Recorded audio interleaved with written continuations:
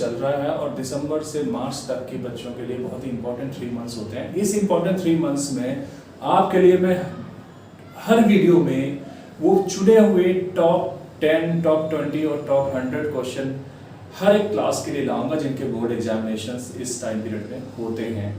ये टाइम आपके लिए बहुत इंपॉर्टेंट होता है, इसलिए मैं क्लास बाई एक्सरसाइज को सॉल्व नहीं कराऊंगा और मैं अप्रैल से निश्चित रूप से वो वीडियो बनाऊंगा कि आपको आर.डी. शर्मा और सीबीएसई की एनसीईआरटी की books exercise each and every question को मैं सोल्यूशन आपको बताऊंगा, वो भी डिटेल में और कॉन्सेप्ट के साथ में। इसलिए मैं आपसे रिक्वेस्ट करता हूं, ये टाइम आपकी प्रिपरेशन का है और जितने मैं क्वेश्चंस आपको बताने जा रहा हूं और सोल्यूशन के साथ में आप इनकी प्रैक्टिस घर पे बैठ करके खूब कर सकते हैं। और ये क्वेश्चंस आपको अभी तो मैं इनिशियल स्टेज पे 10 क्वेश्चंस बता रहा हूँ, उसके बाद आपको ये टॉप 20 आएंगे, फिर उसके बाद मैं टॉप 50 लाऊंगा, फिर उसके बाद मैं टॉप 100 क्वेश्चंस लाऊंगा। हो सकता है ये वीडियो कुछ लेंथी बन जाएंगी आगे चल के, आज तो टॉप 10 क्वेश्चंस की सीरीज है इसलिए ये वीडियो लंबी नहीं ज़्यादा होनी चाहिए। तो मैं आपके सामने टॉप 10 में पहला क्वेश्चन रखने जा रहा हूँ। पहला क्वेश्चन है एचसीएफ और एलसीएम से रिलेटेड। एक ना एक क्वेश्चन एलसीएम से रिलेटेड आता ही है एग्जामिनेशंस में। जैसे एक क्वेश्चन मैं बता रहा हूं, क्वेश्चन नंबर 1। जैसे ये बोर्ड भर जाएगा मैं इसको इरेज कर दूंगा, इसलिए आप उसको नोट डाउन कर सकते हैं या वीडियो बार बार उसको देख करके आप इसकी प्रैक्टिस कर सकते हैं। पहला क्वेश्चन है HCF. HCF of 336, 54 equal to 6। फिर क्वेश्चन पूछ रहा है फाइंड एलसीएम। आप एचसीएफ और एलसीएम का मीनिंग नहीं जान पा रहे, मैं बता देता हूं। एलसीएम का मीन्स होता है least common multiplier. Least common multiplier. और एचसीएफ की मीनिंग होती है highest common factor. Highest common factor. Highest common factor मतलब जो दो नंबर्स दिए हैं इसमें मैक्सिमम कॉमन फैक्टर कौन सा है वो एचसीएफ होता है, और फाइंड लीस्ट कॉमन मल्टीप्लायर ये होता है एलसीएम। मैं बताता हूं इस क्वेश्चन को कैसे करना है। जो आपका बेसिक फॉर्मूला होता है HCF इंटू LCM N1 मतलब नंबर 1 और नंबर 2। नंबर 1 ये है 336, नंबर 2 है 54। तो आपको इस बेसिक कॉमन फॉर्मूले में ये डिजिट्स रख देंगे तो आपका LCM निकल आएगा। तो HCF दे रखा है 6, HCF 6 है इंटू एलसीएम आपको निकालना है तो ऐसे ही लिख दीजिए। N1 है आपका 336 इंटू 54। चूंकि ये जो भी दो साइड होती हैं, लेफ्ट साइड और राइट साइड, अगर लेफ्ट साइड में कोई डिजिट मल्टीप्लाई में है और आप सेकेंड साइड ले जाना चाहते हैं तो उसका मल्टीप्लाई का अपोजिट होता है डिवाइड, इसलिए ये डिवाइड में चला जाएगा। तो 336 इंटू 54 डिवाइड बाई 6। इसको आप कैलकुलेट कर सकते हैं, कैलकुलेट करने पे नॉर्मल आप कैलकुलेशन कर सकते हैं। ये 6 9 से 54 होता है तो ये 9 आ जाएगा। 9 का 336 से मल्टीप्लाई करने के बाद में 3024 की डिजिट आ जाएगी। तो ये जो न्यूमेरिक आई 3024 इस दोनों नंबर का लीस्ट कॉमन मल्टीप्लायर है। इस तरीके से ये क्वेश्चन आ सकता है। मैं ये नहीं कहता यही क्वेश्चन आपका आएगा, लेकिन इससे मिलता जुलता क्वेश्चन आपका 1 नंबर और 2 नंबर के मार्क्स में आपके एग्जामिनेशन में आ सकता है। Find question number 2, find the nature roots of quadratic equation.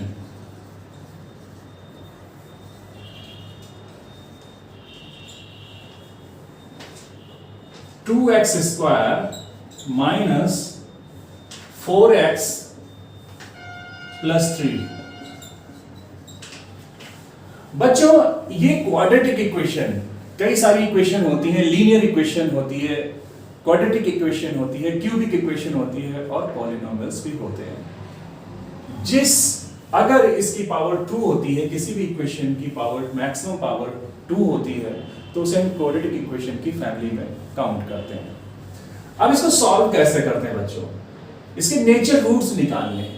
अगर पावर 2 है तो उसके रूट्स 2 होते हैं, अगर किसी की पावर 1 है जैसे लीनियर इक्वेशन, तो उसके सॉल्यूशन भी आपको 1 होंगे। अगर उसके कांस्टेंट और वेरिएबल पर डिपेंड करता है, अगर वेरिएबल 2 है तो उसके वैल्यूज 2 आएगी, अगर वेरिएबल 1 है तो उसकी वैल्यू 1 आएगी। तो इसको सॉल्व करते हैं, रूट्स निकालते हैं। तो सबसे पहले एक हमारा बेसिक फॉर्मूला है डिस्क्रिमिनेंट का। डिस्क्रिमिनेंट डी से डिनोट करते हैं, इसको कहते हैं discriminant. B square minus 4ac। अब आप सोच रहे होंगे कि बी स्क्वायर माइनस 4ac क्या चीज है? तो B square minus 4ac basically हमारी एक स्टैंडर्ड क्वाड्रेटिक इक्वेशन होती है, ax square plus bx plus c equal to 0। ये स्टैंडर्ड होती है, किसी भी क्वाड्रेटिक का स्टैंडर्ड फॉर्मूला ये होता है। अब इस इक्वेशन से हम इसको कंपेयर करेंगे, इस दोनों को। तो देखिए x स्क्वायर के साथ में a है, यहाँ पे x स्क्वायर के साथ 2 है, तो a इक्वल हो गया 2, और यहाँ पे bx है, यहाँ पे 4x है, तो b की वैल्यू हो जाएगी -4, और यहाँ पे प्लस c कांस्टेंट है। c को कांस्टेंट बोलते हैं जिसके साथ में कोई x वगैरह या वेरिएबल नहीं लगा होता है, उसको हम c से डिनोट करते हैं। हम एक सेपरेट वीडियो, छोटी छोटी वीडियो बना देंगे कि कांस्टेंट क्या होते हैं, वेरिएबल्स क्या होते हैं, आपको क्वाड्रेटिक इक्वेशन क्या होता है, पॉलिनोमियल्स क्या होता है, ताकि आपका नॉलेज स्किल और डीपली हो जाए। क्योंकि मैथ्स जितना डीप में आप समझेंगे, आपकी मैथ में कैचिंग उतनी ही स्ट्रांग होगी। तो c इक्वल टू यहाँ पर है 3। तो डिस्क्रिमिनेंट का फॉर्मूला में हम ये तीनों जो वैल्यूज आई हैं इसे पुट कर देंगे। तो देखिए d equal to b square means -4 का, अब जब भी कोई माइनस में आएगी इसका स्क्वायर, तो हम ब्रैकेट, स्मॉल ब्रैकेट लगा करके स्क्वायर करेंगे। -4 इंटू a की जगह है 2, c की जगह है 3, तो ये देखिए 16 आ गया। 4 का स्क्वायर माइनस स्क्वायर करने से, जो कि -1 multiply by -1 equal to positive हो जाती है, प्लस हो जाता है, इसलिए यहाँ पे स्क्वायर का मतलब भी 2 टाइम्स मल्टीप्लाई करना, इसलिए ये पॉजिटिव हो गया। 4 2 जा 8, 8 3 जा 24, तो आपका आ गया -8। तो बच्चों यहां पे 3 सॉल्यूशंस होते हैं। अगर d डिस्क्रिमिनेंट आपका लेस देन 0 होता है, तो आपकी जो रूट्स हो, रूट्स मींस x की वैल्यूज, तो x की वैल्यूज हम नहीं निकाल सकते जनरली, वो आप 11th क्लास में पढ़ेंगे। d की वैल्यूज अगर लेस देन 0 होता है तो रूट्स जो बोलते हैं are imaginary, roots are imaginary, means imaginary को हम i से डिनोट करते हैं, वो आप आगे पढ़ेंगे, जिसे हम आयोटा भी बोलते हैं बच्चों। आयोटा, इसे सेपरेट क्लास है, इसका स्टडी आप 11th से स्टार्ट करेंगे, वो डिटेल में आपको हम स्टडी करवाएंगे अप्रैल मंथ से। फिर एक बच्चों आता है d इक्वल टू 0। अगर d इक्वल टू 0 है तो दोनों जो रूट्स होते हैं इक्वल होते हैं, रूट्स आर इक्वल, मींस जो x की दोनों वैल्यू होंगी वो दोनों सेम होंगी। हो सकता है 2 आए, हो सकता है 4 आए, तो दोनों x1 और x2 दोनों की वैल्यू सेम होगी। d ग्रेटर देन 0 अगर आता है तो roots are not equal but real, real का मतलब यहां पे है real values. Real means R से डिनोट करते हैं real values, plus minus numbers including 0, कोई भी प्लस माइनस -1 से लेकर के n तक, और 0 इंक्लूसिव, ये सारी रियल नंबर्स में आती हैं। तो आज ये दूसरा क्वेश्चन हो गया। मैं तीसरे क्वेश्चन की तरफ बढ़ रहा हूं, इसको मैं इरेज करने जा रहा हूं। आप इसको रिपीट कर करके आप इसकी प्रैक्टिस कर सकते हैं। सिमिलर, मैं ये नहीं कह रहा कि सेम क्वेश्चन ये आएगा एग्जामिनेशन में, लेकिन इसी जैसा क्वेश्चन आ सकता है। हो सकता है डिजिट चेंज कर करके आपको रूट्स निकालने के लिए बोल दिया जाए। अरिथमेटिक प्रोग्रेशन, अरिथमेटिक प्रोग्रेशन एक सीरीज होती है, आपने इसको मैं डिटेल में तो अप्रैल से ही पढ़ा पाऊंगा, बाकी मैं बताता हूं। क्वेश्चन नंबर 3 है कॉमन डिफरेंस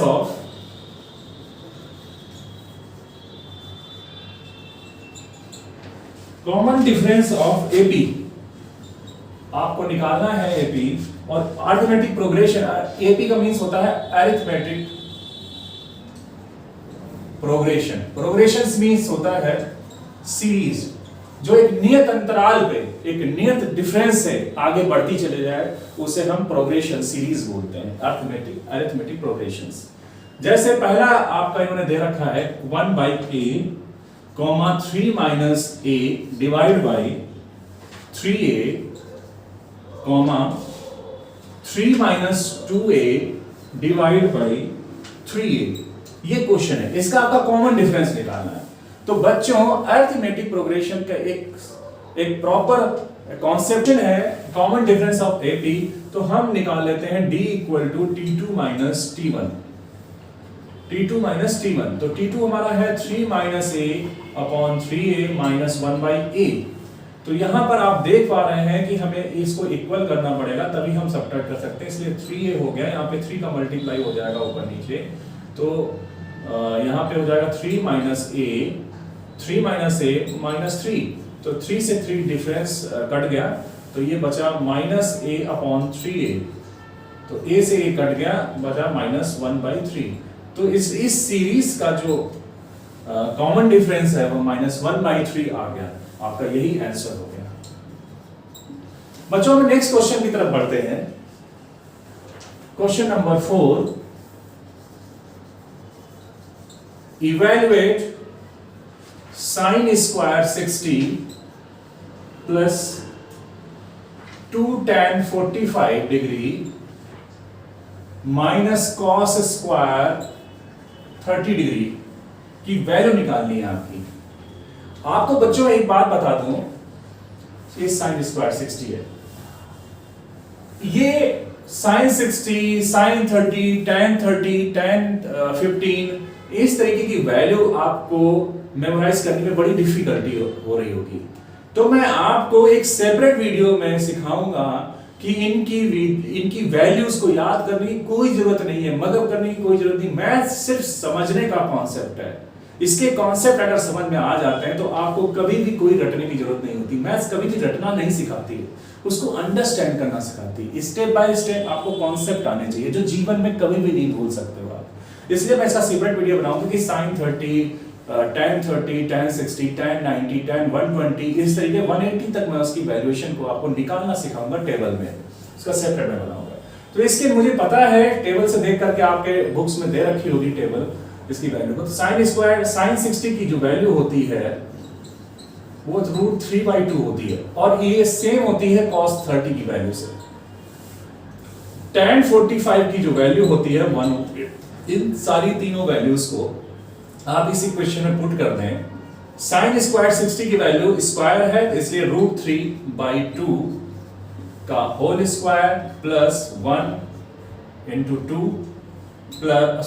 माइनस √3/2 का होल स्क्वायर। चूंकि ये दोनों कॉमन है, ये कट जाते हैं, इसलिए आपकी जो वैल्यू आ जाती है 2।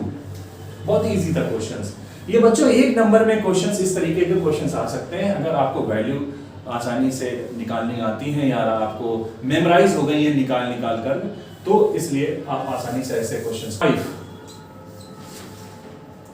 कह रहे हैं right the coordinates of point. सिर्फ मैं क्वेश्चंस को लिखकर चूज किया, मैंने सेलेक्ट किया है।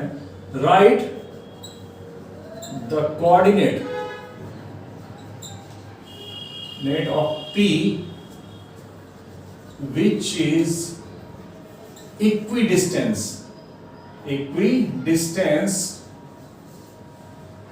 from A की वैल्यू दे रखी है यहाँ पे -2,0, B की वैल्यू दे रखी है 6,0। अब देखिए इक्विडिस्टेंस ने क्या किया कि एक ऐसे कोऑर्डिनेट की वैल्यू निकालनी है आपको जो इक्विडिस्टेंस हो इन दोनों की। इक्विडिस्टेंस मींस जिसके इक्वल हो डिस्टेंस। अब सपोज ये ए है और ये बी है, कोई ऐसा पॉइंट है P, ये यहां पे P है और इसकी डिस्टेंस यहां से, इसकी डिस्टेंस यहां से, दोनों इक्वल है, इक्वी डिस्टेंस है। तो इक्वी डिस्टेंस की वैल्यू आपको निकालनी है। तो बच्चों डिस्टेंस का एक फॉर्मूला होता है डिस्टेंस निकालने का। अगर कोई ए x1, y1 हो और b x2, y2 हो, तो डिस्टेंस का formula A B equal to होता है under root x1 minus x2 का whole square plus y1 minus y2 का होल स्क्वायर। चूंकि ये होल स्क्वायर है तो इसमें कोई भी सीरीज x2 को पहले रख सकते हैं और x1 को भी पहले रख सकते हैं, कोई इसमें कंसर्न नहीं है। तो सिमिलर से ये दोनों डिस्टेंस इक्वल है, तो ये डिस्टेंस इक्वल है तो P equal to P B होना चाहिए। तो पी ए कैसे निकाल सकते हैं? अंडर रूट आपका -2, 0 है ए और आपका p मान लेते हैं x, y है। p मान लेते हैं कि x, y है, तो x माइनस माइनस हो जाएगा बच्चों प्लस x प्लस 2, ये समझ में आ रहा है आपको, और y माइनस 0 का whole square equal to under root P B कितना हो जाएगा? ये b आपका 6, 0 है और a आपका है -2, 0। तो x माइनस 6 का whole square plus y minus 0 का होल स्क्वायर, इसे जनरल फॉर्मूले में पुट करना है आपको बच्चों। ये x y है, ये -2, इसकी डिस्टेंस इक्वल होना चाहिए। तो चूंकि दोनों तरफ स्क्वायर रूट्स है तो हम आपका होल स्क्वायर दोनों ले लेते हैं, तो स्क्वायर रूट हट जाएगा, both side squaring, both side squaring. जब स्क्वायर करते हैं तो अंडर रूट पूरा हट जाता है। तो x प्लस 2 का whole square plus y square equal to x minus 6 का whole square plus y square. y square बच्चों कट गया, दोनों में प्लस प्लस है इसलिए कट गया। अब x प्लस 2 का होल स्क्वायर x माइनस 6 का होल स्क्वायर। तो बच्चों इसको स्क्वायर कर लेते हैं। अब देखिए जब ये होल स्क्वायर हो दोनों साइड में और हमें स्क्वायर दोनों साइड है इसलिए हम इसको स्क्वायर रूट हटा सकते हैं, तो हमारे पास में वैल्यू हो जाएगी x प्लस 2 इक्वल टू, जब स्क्वायर रूट उठाते हैं या फिर ऐसा कर सकते हैं, आपको इजी मेथड बताते हैं। अब इसको स्क्वायर रूट को खोल लीजिए तो ये हो जाएगा x स्क्वायर प्लस 2 का square plus 2ab। General formula क्या होता है a प्लस b का होल स्क्वायर का? a square plus b square plus 2ab। तो हम ये फॉर्मूला पुट कर रहे हैं यहाँ पे, x स्क्वायर प्लस 2 का square plus 2 into a into b। Similar kind of इसमें होगा x स्क्वायर प्लस -6 का whole square plus 2 into x into -6। ये तो बच्चों, तो x स्क्वायर से x स्क्वायर कट गया, 2 स्क्वायर 4 और ये हो जाएगा 2 2 जा 4x इक्वल टू ये -6 का 36 हो जाएगा होल स्क्वायर प्लस 2 6 जा 12 माइनस का 12x आ जाएगा। तो 12x को इधर ले आओ और 4 को उधर ले जाओ, तो हो जाएगा कितना? 4x plus 12x equal to 36 minus 4, तो ये 16x इक्वल टू 32। तो x इक्वल टू बच्चों 2 वैल्यू आ जाती है, 16 2 जा, और y चूंकि कोऑर्डिनेट्स कट गया था तो उसका कटने का मतलब होता है y 0 होगा। तो हमारा जो पॉइंट हो गया यहाँ पे 2, 0 पॉइंट आ जाएगा, क्योंकि ये दोनों कोऑर्डिनेट्स y के 0 0 हैं, तो इट मींस कि आपका y भी कोऑर्डिनेट्स इसका 0 होगा। क्वेश्चन नंबर 6 है, ABC एक ट्रायंगल है जो आइसोसेलेस है। ABC is isosceles triangle, isosceles right angle triangle, isosceles right angle triangle.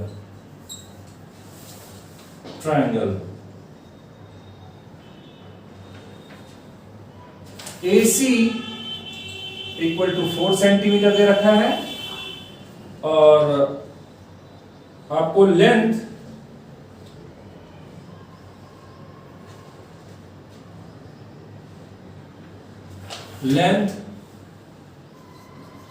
AB निकालना है। यहां पे लिखा है बच्चों, एक से क्वेश्चन नंबर 6 आता है कि ABC is isosceles right angle triangle eight C, और जिसमें AC इक्वल टू 4 सेंटीमीटर दे रखा है, AB आपको निकालना है। तो पहले हम एक डायग्राम बना लेते हैं आपको समझने के लिए। आइसोसेलेस मींस होता है कि ये डिस्टेंस और ये डिस्टेंस आपकी इक्वल है। तो इन्होंने AC क्यों दे रखा है, यहां पे C पे राइट एंगल बताया है, तो C को हमने राइट एंगल मान लिया, ये 90 डिग्री। तो ये A यहां पे हो जाएगा, B यहां पे हो जाएगा। तो AC इक्वल टू BC, ये आइसोसेलेस की वजह से हो गया, आइसोसेलेस हो गया। ये दोनों इक्वल होती हैं आइसोसेलेस ट्रायंगल में। अब क्या AB निकालना है आपको, ये क्वेश्चन मार्क। तो आपका पाइथागोरस प्रमेय, पाइथागोरस थ्योरम कहती है कि किसी भी राइट एंगल ट्रायंगल में, राइट एंगल ट्रायंगल में AB square equal to under root perpendicular का स्क्वायर, AC का स्क्वायर प्लस बेस BC का स्क्वायर। अब AB आपको निकालना है तो ये ऐसे एज इट इज बना रहेगा, स्क्वायर रूट AC कितनी है आपकी 4 सेंटीमीटर प्लस ये भी कितनी है 4 सेंटीमीटर, दोनों इक्वल है AC और BC। तो AC और BC हो गया 16 प्लस 16, ये हो गया अंडर रूट 32 का स्क्वायर रूट निकालना, सॉरी ये एक्चुअली सॉरी ये स्क्वायर नहीं लगेगा, ये स्क्वायर नहीं लगेगा क्योंकि ऑलरेडी स्क्वायर रूट लग गया है, तो ये स्क्वायर नहीं लगेगा, आई एम सो सॉरी। तो 32 का स्क्वायर रूट निकालने के लिए इसके सिंपल एक तो फॉर्मूला है स्क्वायर रूट निकालने का, सिंपल मल्टीप्लाई फैक्टर करके, और दूसरा है आपको स्क्वायर रूट की प्रोसेस, डिवीजन प्रोसेस उसे बोलते हैं। उसका एक सेपरेट वीडियो बना देगा कि डिवीजन को हम कैसे भी बहुत ही फास्टर वे में निकाल सकते हैं। तो 32 का हमने फैक्टर कर लीजिए 2 into 2 into 2 into 2 into 2, ये बहुत सिंपल है इसलिए मैंने इसको फैक्टर पे प्रोसेस से कर लिया है। थोड़ा सा डिफिकल्ट होता है, जो डिजिट जिसकी नहीं पता होता है उसका हम डिवीजन प्रोसेस से निकालते हैं। तो ये देखिए पेयर बन गया 1 और 2, ये बाहर निकाल आते हैं, 1 बच गया। तो 2 into 2 बाहर निकाल आए, 1 इससे 2, 1 इससे 2 और 2 एक अंदर रह गया, तो 4√2 आ गया AB, 4 square root 2 centimetre. Examination में यूनिट लिख, क्वेश्चन नंबर 7 आता है, एक डायग्राम दे रखा है, इस तरीके से आपको डायग्राम दिया जाएगा,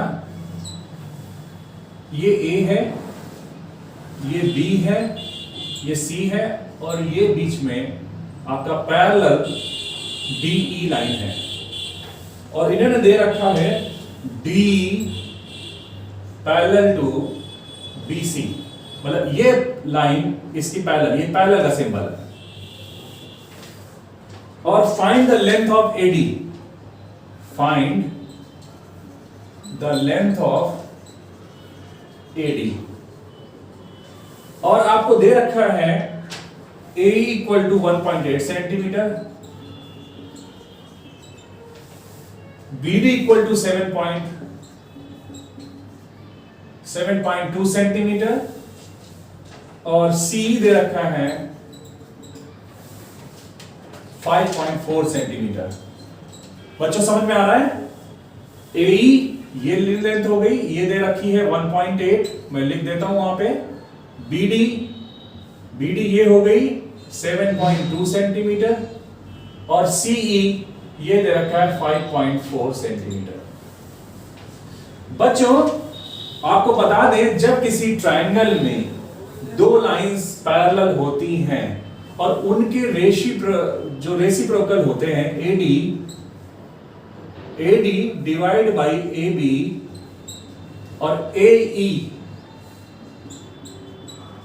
divide by full length AC, इसको हम थेल्स थ्योरम बोलते हैं। थेल्स थ्योरम ये बहुत ही इंपॉर्टेंट है, अगर इसको आप कहेंगे, अगर कमेंट में डालेंगे तो हम थेल्स थ्योरम डिटेल में आपको समझा देंगे। तो इसके थेल्स थ्योरम के अकॉर्डिंग थेल्स थ्योरम के अकॉर्डिंग एडी डिवाइड बाय, चूंकि पैरेलल है, सिर्फ पैरेलल होने की वजह से थेल्स थ्योरम एप्लीकेबल हो रही है। तो AD divide by AB equal to AE divide by AC. तो एडी आपकी निकालनी है, तो इसको ऐसा ही रखने दें। एबी क्या है? एडी और बीडी का एडिशन ही तो एबी है, तो हम इसको लिख देंगे AD plus BD equal to AE और एसी। एसी क्या है? AE plus EC, similar kind of AE plus EC. जो जो वैल्यूज दे रखी हैं आप उसमें पुट कर दीजिए। एडी आपको निकालनी है, इसलिए तो एडी एडी ही रहेगा। बीडी दे रखी है 7.2 सेंटीमीटर इक्वल टू एई, एई आपका 1.28 सेंटीमीटर दे रखा है अपॉन एई 1.8 plus 7.2 centimetre. AC sorry EC है 5.4 सेंटीमीटर। तो सिमिलर, तो 1.8 सेंटीमीटर इसको ऐड करेंगे 72, तो ये 1/4 आ गया। तो 1/4 AD divide by AD plus 7.2 centimetre equal to 1/4। आपने पढ़ा होगा कि ये क्रॉस मल्टीप्लाई करके हम इसको लिख सकते हैं। तो ये 4AD इक्वल टू हो गया, 1 का मल्टीप्लाई इसमें हो जाएगा, 4 का मल्टीप्लाई इसमें हो जाएगा, इक्वल आ जाएगा AD प्लस 7.2 सेंटीमीटर। तो AD को इधर ले आते हैं तो माइनस में हो जाएगा, तो ये 3AD बचेगा। 4AD में से एक AD चला जाएगा, तो 3AD इक्वल टू 7.2 सेंटीमीटर। तो AD equal to 7.2 divide by 3, 3 2 जा 6, 1 बचा, 3 4 जा 12, 2.4 सेंटीमीटर AD आपकी वैल्यू आ गई। तो AD कितनी है निकली? 2.4। बहुत ही क्वेश्चन नंबर 8 बहुत इंपॉर्टेंट है। Write the smallest number, write the smallest number which is divisible by both 306 and 657। तो बेसिकली आप समझ पा रहे होंगे कि right the smallest number which is divisible by both these numbers. ये n1 हो गया, ये n2 हो गया। तो बेसिकली ये किसका, आप बता सकते हैं ये किस चीज का क्वेश्चन है? एचसीएफ का है या एलसीएम का है? बेसिकली डियर बच्चों, ये एलसीएम का क्वेश्चन है। जब भी स्मॉलेस्ट वैल्यू की बात करते हैं तो लीस्ट है, तो लीस्ट हमने बताया था ना एलसीएम का फुल फॉर्म क्या है, ठीक है? लीस्ट 306 और 657 को कॉमा लगा कर लिख देते हैं और हम इसके मल्टीप्लाई या फैक्टर निकालते हैं। अभी 3 से डिवाइड हो जाएंगे, जो दोनों से कॉमन डिवाइड हो जाएगा हम उससे कोशिश करते हैं स्मॉलेस्ट नंबर से। तो सबसे पहले देख रहे हैं कि ये तो 6 है, इवन नंबर है लास्ट में, और ये है ऑड नंबर, तो ये 2 से डिवाइड या 4 से या इवन नंबर से डिवाइड नहीं होंगे, इसलिए 3 से कोशिश करते हैं। 3 से ये तो डिवाइड हो रहा है, 3 1 जा 1 और 3 2 जा 6, लेकिन ये देख लेते हैं ये हो रहा है कि नहीं हो रहा। 3 2 जा 6, 3 1 जा 1, 2 बचा 3 9, हाँ ये 3 से डिवाइड हो रहा है, तो 3 लिखेंगे, 3 1 जा 1, 3 0 2, ये 102 आ गया, और 3 2 जा 6, 3 1 जा 1, 2 बचा, और ये 3 9 जा 27। अब फिर देखते हैं किस नंबर से ये डिवाइड होता है। 3 3 जा 9, 3 4 जा 12, ये डिवाइड हो रहा है, इसका देख लेते हैं। 3 7 जा 21 और 3 3 जा 9, फिर से 3 से डिवाइड हो रहा है, तो 3 3 जा 9, 3 4 जा 12, कॉमा 3 7 जा 21, 3 3 जा 9। फिर से देख लेते हैं कि क्या ये डिवाइड हो रहा है। अब ये डिवाइड नहीं हो रहा है, तो अब हम इसको क्या करेंगे कि देखेंगे और स्मॉलेस्ट नंबर से सिंगल डिवाइड हो रहा है कि नहीं हो रहा है। तो हम इसको देखेंगे 2 से ये डिवाइड हो रहा है, 2 17 into 2 34, लेकिन ये डिवाइड नहीं हो रहा था, ये एज इट इज रहेगा। फिर 17, फिर 73 71 1, जब तक ये 1 1 नहीं आ जाता तब तक हमें करते रहना है। तो इट मींस ये कॉमन हमारे नंबर्स आ गए, कॉमन लीस्ट कॉमन नंबर जो दोनों को डिवाइड कर सकते हैं, जिससे which is divisible by both. तो ये लीस्ट कॉमन मतलब 3, तो एक्चुअल जो नंबर हमारा एलसीएम आ जाएगा 3 into 3 into 2 into 17 into 73। तो जो भी ये नंबर आएगा वो नंबर इन दोनों नंबर से कंप्लीटली डिविजिबल होगा। इट मींस कि वो आपका एलसीएम है, जो भी वैल्यूज आएगी। तो बच्चों इसी तरीके के सिमिलर क्वेश्चन आपको एग्जामिनेशन में आ सकता है। अब मैं नेक्स्ट क्वेश्चन की तरफ बढ़ता कह रहा है, मैं दोनों क्वेश्चन को एक साथ बताना चाहूंगा। कह रहा है find the relation between X and Y. Find a relation between X and Y. B point ये दे रखा है, between x comma y if a x comma y b minus 4 comma 6 और c minus 3 comma 3। ये 3 point दे रखे हैं और कह रहा है कि आर कोलिनियर। ये तो 9th क्वेश्चन हो गया, मतलब ये कोलिनियर है और इनके बीच में आपको ये दिखाना है। तो दोस्तों ये 9th क्वेश्चन और 10th क्वेश्चन भी सीधे से मिलता जुलता है। तो इसका बहुत ही सिंपल प्रोसेस है। अगर ये कोलिनियर का मतलब होता है जो पॉइंट्स एक ही लाइन पे सिचुएटेड हो। जैसे ये लाइन है, ए पॉइंट ए यहां पे है, बी यहां पे है और सी यहां पे है। तो ये तीनों एक ही लाइन पे सिचुएटेड हैं, तो हम इसे बोलेंगे A B C are collinear. और जो कोलिनियर होगा, आप देख रहे हैं कोई भी डायमेंशन इसमें नहीं बन रही है, सिंपली स्ट्रेट लाइन बन रही है। तो स्ट्रेट लाइन का जो एरिया होता है वो 0 होता है। आप देख पा रहे हैं इसका कोई एरिया नहीं है। लेकिन यही पॉइंट उठ करके अगर यहां चला आए तो ये ट्राइंगल बन जाता है। तो इट मींस अगर हम इस पॉइंट को स्ट्रेच कर करके यहां से हटा करके और यहां पे ले आए तो इट मींस ये लाइन बन गई। तो लाइन का एरिया 0 होता है। तो इट मींस इस ट्राइंगल का एरिया 0 होना चाहिए, तो इट मींस वो कोलिनियर होंगे। तो सिंपल सा कॉन्सेप्ट है कि अगर ट्राइंगल का एरिया 0 होता है तो वो आपका कोलिनियर होता है। ठीक है, तो आपका एरिया ऑफ ट्राइंगल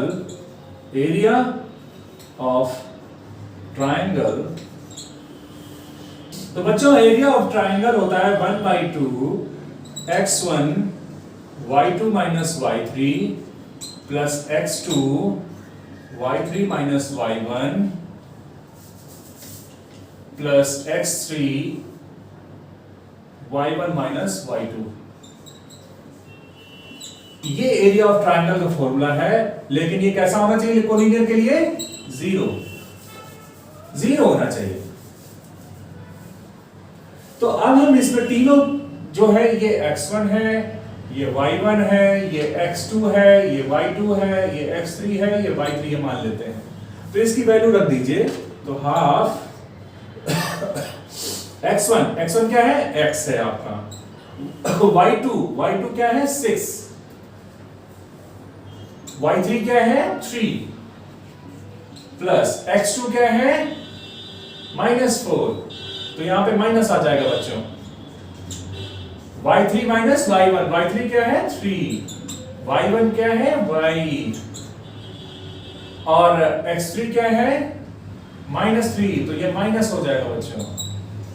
y1 क्या है? y, और y2 क्या है? 6 इक्वल टू 0 होना चाहिए।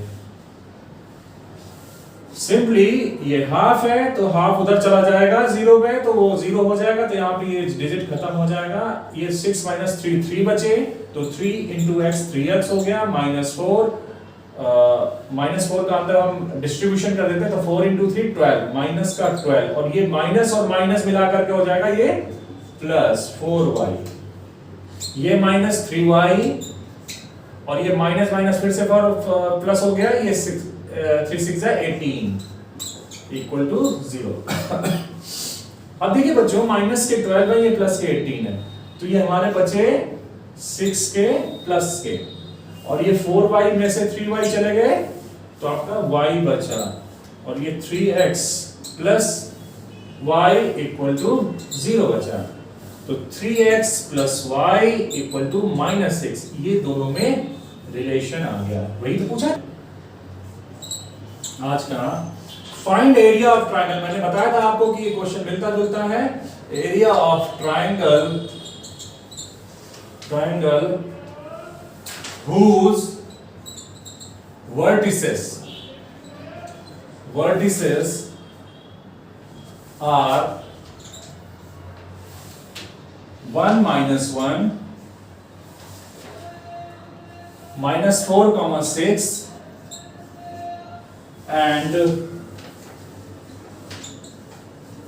and minus 3 minus 5, इसका एरिया निकालना है। तो आप फिर से मैं वही प्रोसेस बता रहा हूं, x1 y1 ये हो गए, x2 y2 हो गया और x3 y3 हो गया। जैसा कि हमने बताया कि पहले ही एरिया ऑफ ट्राइंगल होता है, area of triangle half x1 y2 minus y3 plus x2 y3 minus y1 y2 y3 minus y1 sorry y1 plus x3 y1 minus y2 bracket close. ये बड़ा ब्रैकेट होता है। तो हाफ, इसमें values रख दीजिए बच्चों। x1 है आपका 1, y2 आपका है 6, y3 है आपका -5, तो माइनस पहले से ही तो प्लस हो जाएगा 5, प्लस x2 है -4, तो ये -4 हो जाएगा। y3 है -5, तो -5 y1 -1 तो +1 हो जाएगा। x3 है -3, तो ये -3 हो जाएगा। y1 -1 है तो -1 हो जाएगा, माइनस y2 है 6, हाफ 6 + 5 11 हो गए, माइनस, और ये माइनस के 5 + 1 -4 बचा, -4 प्लस के 16 हो गए, और ये माइनस के 7 माइनस के 3 तो प्लस के 21 हो गए। अभी सारा कैलकुलेट कर लीजिए, 21 और 11 हो गए 32 और 16 हो गए आपका 48, तो 1/2 × 48, और ये हो गया 24 यूनिट स्क्वायर। जो भी एरिया होता है वो स्क्वायर यूनिट में होता है, तो आप स्क्वायर यूनिट भी ले सकते हैं और यूनिट स्क्वायर यूनिट भी हो सकती है, मीटर भी हो सकती है, और कर। तो बच्चों आई होप ये आपको टॉप ज्योमेट्री से रिलेटेड, इसलिए मैं आने वाले वीडियो में आपको टॉप 20 क्वेश्चंस की सीरीज लाऊंगा। हो सकता है ये 2 पार्ट्स में बने क्योंकि वीडियो लेंथी हो जाती है। आपको उम्मीद है कि आप इस वीडियो को लाइक करेंगे, सब्सक्राइब करेंगे और शेयर करेंगे अगर आपको इससे बिल्कुल भी हेल्प मिल